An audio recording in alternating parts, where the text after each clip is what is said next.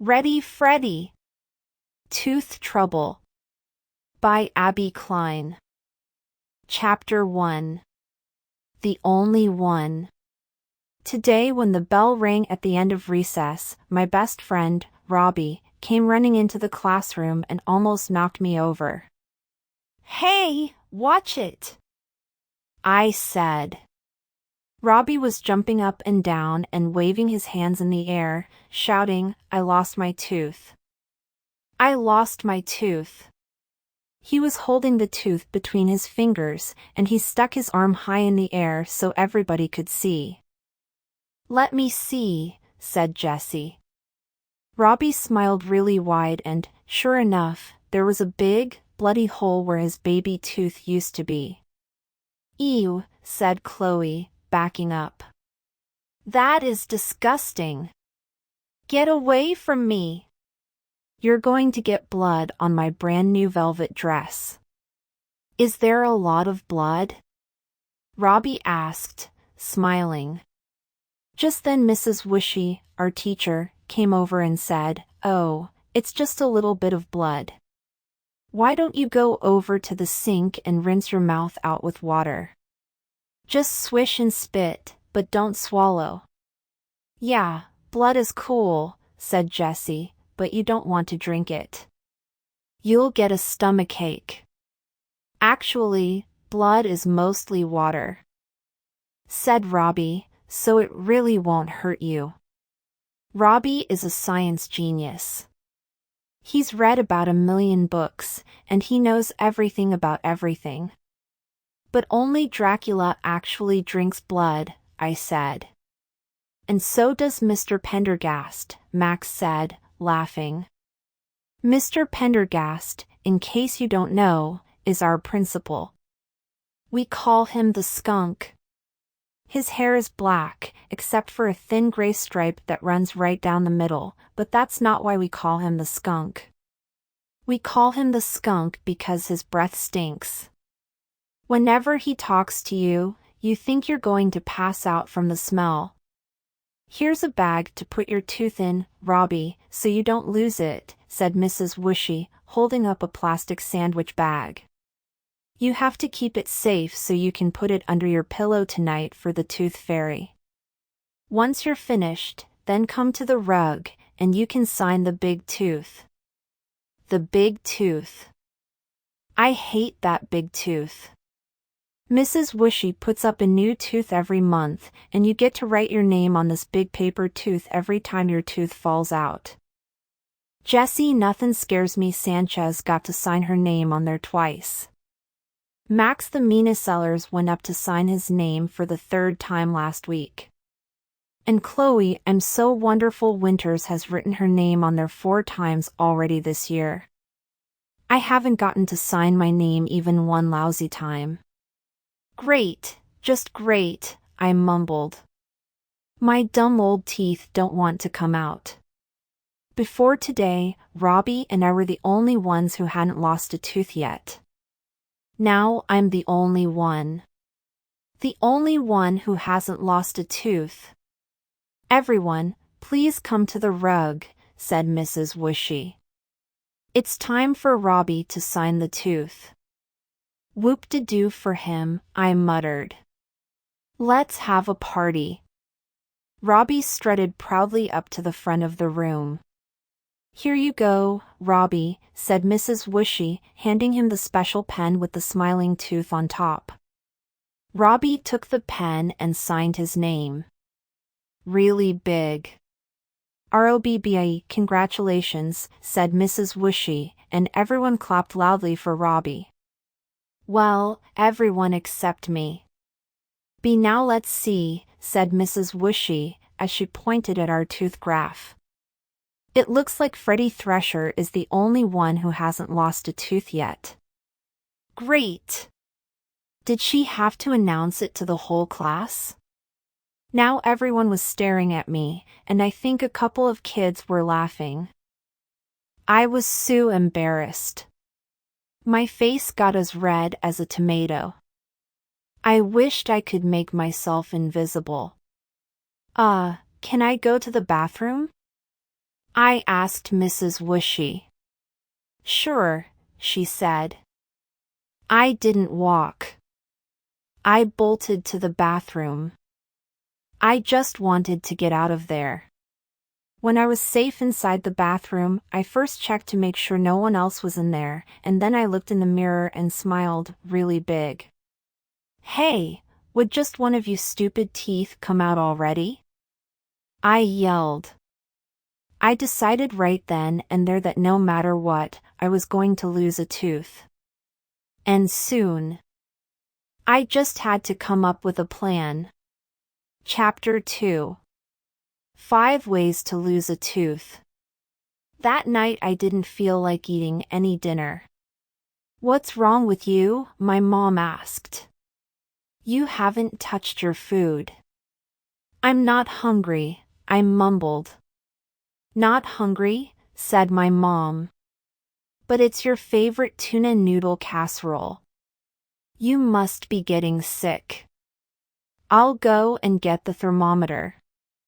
I'm not sick, I shouted. Oh, somebody's in a yucky mood, said my big sister, Susie. Be quiet, I yelled. I lunged toward Susie to pull her hair, but I slipped, and my elbow fell right into her plate, sending a pile of tuna noodles sailing to the floor. Hey, stop it, you too, said my dad. My dad can be a pretty serious guy, and if he says stop, you'd better stop if you know what's good for you. Look at the mess you made, said my mom as she ran to get a sponge. She's such a neat freak. Our floors are so clean you could eat off them. I'm not sick. I just had a bad day at school today, I whispered. Oh, did the little first grader pee in his pants? Teased my sister. Or did somebody spill milk on one of your dumb old shark shirts? Leave me alone, you ding-dong stinky head, I shouted back. For your information, I am a shark expert, and they are not dumb. Sharks are cool. You're just jealous of all my cool shark stuff. I am not, brat, Susie yelled back. Please, Susie, said my mom, wiping the floor. Just leave him alone. He's upset about something, and you're not helping. She gave Susie one of her all-time famous shut your mouth now death stares. Now, Freddy, tell us what's bothering you. I'm the only one, I said, sniffling. What do you mean, the only one? Asked my dad. Robbie lost his tooth today, so now I'm the only one in my class who hasn't lost a tooth. You want to lose a tooth? Said my sister. Why didn't you just say so? I can help you with that. Really? I said, my face brightening. Sure. In fact, I'll show you 5 ways to lose a tooth. Then she held up her right hand and bent her fingers down one at a time as she counted 1, 2, 3, 4, 5, until her hand was making a fist. Come on over here, and I'll punch you in the mouth. That should knock a few of those teeth loose, she said, laughing hysterically. Oh, Susie, that's so funny I forgot to laugh, I said. Susie Marie Thresher, that is enough, said my dad. I think you need to go to your room right now. I don't want to. I didn't ask you. I'm telling you. Now let's go. After the two of them left the kitchen, my mom came over and put her arm around me. Don't worry, baby, she said, kissing the top of my head. One of those little teeth will get loose sooner or later. Just be patient. I don't want to be patient, I cried, pulling away. I ran to my room and slammed the door. Then I stopped, dead in my tracks. because I just got a great idea. Chapter 3. The Door Disaster. Slamming the door reminded me of this Commander Upchuck episode one saw one time on TV. Commander Upchuck had this really bad toothache. His tooth hurt so bad he wanted to get it out, so he asked his friend, Cookie, what he should do. Cookie got a string and tied one end of the string to Commander Upchuck's tooth and the other end to a door. Then he slammed the door a bunch of times, and boom! The tooth came out. Hey, why didn't I think of that before? I said to myself. I was so excited. I ran to my treasure box, dumped it on the floor, and started digging through my stuff.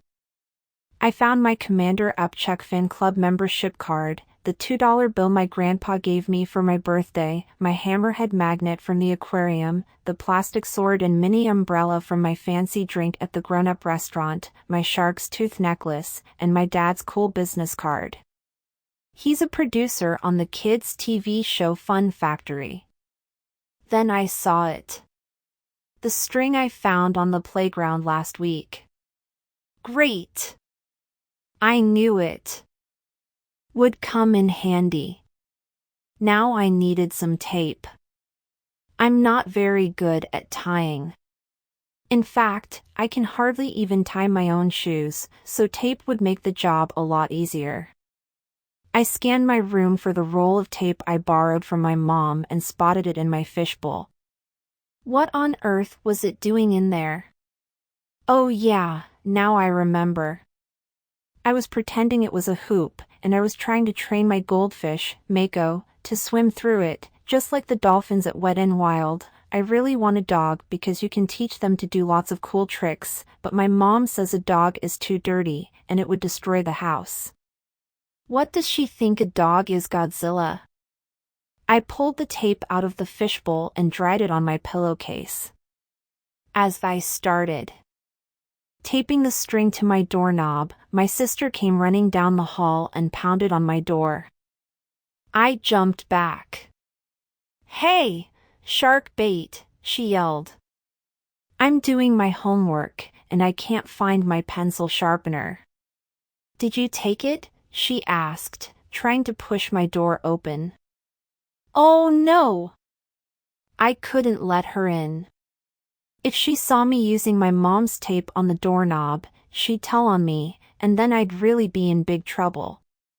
No, I leaned on the door as hard as I could and yelled, Go away, dog breath. I don't have your dumb pencil sharpener. Hey, let me in, chubby cheeks, she demanded. What are you doing in there, anyway? Nothing, you big pain. Now go away. You must be up to something if you won't let me in. I'm telling. Mom, Dad. Freddy's up to something, she called as her footsteps disappeared down the hall. Now I really had to hurry. I didn't want my parents to see what I was doing, or I'd get in big trouble for 2 reasons. 1, I was only supposed to use her tape for special art projects. 2, my mom, the clean machine, would go nuts if I actually did yank my tooth out and got blood all over the carpet. I didn't care. I had to get my name on that big tooth. I picked up the string, wrapped it around my tooth a couple of times, and tried to tape the end to the front of my tooth. Oh, come on, you stupid string, I muttered under my breath. The string and tape were both getting all wet and slimy from my spit, and they kept slipping out of my fingers. I pulled some of the string out of my mouth and looked at it. It had a gooey chunk of tuna noodle casserole from dinner stuck to the end. I licked it off and tried to tape the string onto my tooth again. Just then there was another knock on my door. Honey, what are you doing? I gulped. It was my mother. I grabbed the string and tape and tried to yank it out, but it was stuck. The string had gotten caught between my teeth. Freddy, are you all right? Uh-huh. SN, I can't hear you. What did you say? She started to turn the knob. See, said my sister. I told you he was up to something. Oh no! I couldn't let them see me tied to the doorknob like this. My mother would go crazy and I'd never hear the end of it from Susie. I ripped the end of the string off the doorknob and shoved the whole thing, tape and all, into my mouth just as my mom pushed the door open. What's going on in here? Numbin', I mumbled, trying not to open my overstuffed mouth. She looked around my room. Why is the stuff from your treasure box all over the floor? Did you make this mess? I answered, shaking my head. Well then, who did? The boogeyman? Freddy, how many times have I told you not to make a big mess right before bedtime? You have 2 minutes to put everything away, mister, or no TV tomorrow. Do I make myself clear? I nodded. I mean it. 2 minutes. Okay, I said, trying not to open my mouth. Not very talkative tonight, are you? Are you still upset about not losing a tooth? I wished she would leave already. I was going to swallow the string and choke to death if she stayed a minute longer. Don't worry. I didn't lose my first tooth until I was in 1st grade. She smiled. Now hop to it. You've got 2 minutes to clean up this mess, and then I'll be back to give you a kiss goodnight.